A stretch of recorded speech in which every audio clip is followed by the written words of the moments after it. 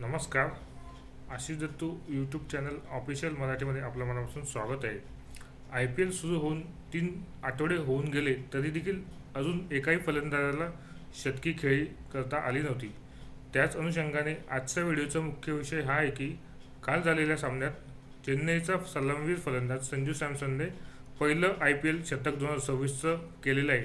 त्या संदर्भात माहिती देणारा हा आजचा व्हिडिओ आहे. चॅनलला नवीन आला असेल तर चॅनल लाईक करा, सबस्क्राईब करा, बेल आयकॉनवरती क्लिक करा, जेणेकरून असेच नवीन नवीन व्हिडिओ आय पी एल संदर्भात महत्त्वाची माहिती तुम्हाला आपल्या यूट्यूब चॅनलवरती पाहायला मिळेल. चला तर मग जास्त वेळ न घालवता आजच्या व्हिडिओला सुरुवात करूया. नमस्कार. आशिष दत्तू यूट्यूब चॅनल मराठीमध्ये आपलं मनापासून स्वागत आहे. आय पी एल 2026 सुरू होऊन 3 आठवडे होत असले तरी अजून एकाही फलंदाजाला शतक करता आलेले नव्हतं. अखेर चेन्नईचा खंदा फलंदाज संजू सॅमसनच्या बॅटचा उपवास सुटला आणि त्याने शतकाचा तडाखा लगावला. T20 विश्वचषकामध्ये अवघ्या 3च धावांनी त्याचे शतक हुकले होते. पण T20 विश्वचषकाच्या अंतिम सामन्यात मालिकावीराचा किताब पटकावल्यानंतर त्याने असं वक्तव्य केलं होतं, आपल्यासाठी शतक महत्त्वाचे नसून भारतीय संघाच्या विजयात मी काही माझे योगदान देत असेल तर त्यातच मी समाधानी आहे, असे प्रामाणिकपणे त्याने हे वक्तव्य केलं होतं. संजू सॅमसनने T20 विश्वचषक स्पर्धेत मालिकावीराचा किताब देखील पटकावलेला होता आणि भारतीय संघ विश्वविजेता ठरताना त्याची भूमिकाही मोलाची ठरलेली होती. विश्वचषक संपताच आय पी एल 2026ची सुरुवात झाली आणि क्रीडाप्रेमींना देखील आशा होती की संजूने विश्वचषकात जशी संयमी खेळी करून भारतीय संघाला विश्वचषक जिंकून दिला, त्याचप्रमाणे तशीच फलंदाजी चेन्नईच्या त्याच्या नव्या संघासोबत खेळताना त्यांनी खेळी करावी आणि प्रेक्षकांचे मनोरंजन करावे.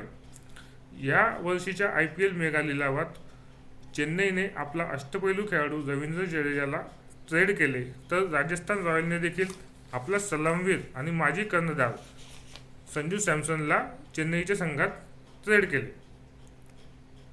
पण आय पी एलच्या सुरुवातीच्या काही सामन्यात चेन्नई संघाला सलग पराभवाची नामुष्की होती.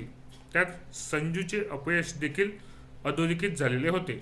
त्यामुळे क्रीडाप्रेमींच्या अपेक्षांना कुठेतरी निराशा आलेली होती. नव्या संघाची संजूची नाळ अजून तरी जोडली गेलेली नव्हती.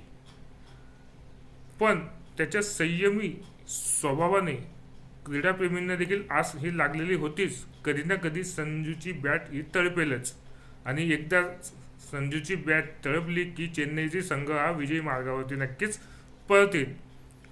सरतेशेवटी चेन्नईच्या संघाला विजयी मार्गावर परतण्यासाठी संजूची एकच शतकी खेळी ही संघाला तारून नेणारी ठरली.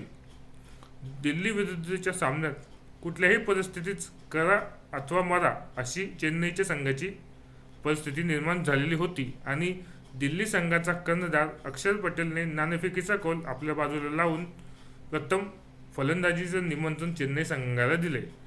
आता परीक्षा होती सलामीवीर फलंदाजांची. त्या परीक्षेमध्ये खरा उतरला तो संजू सॅमसनच.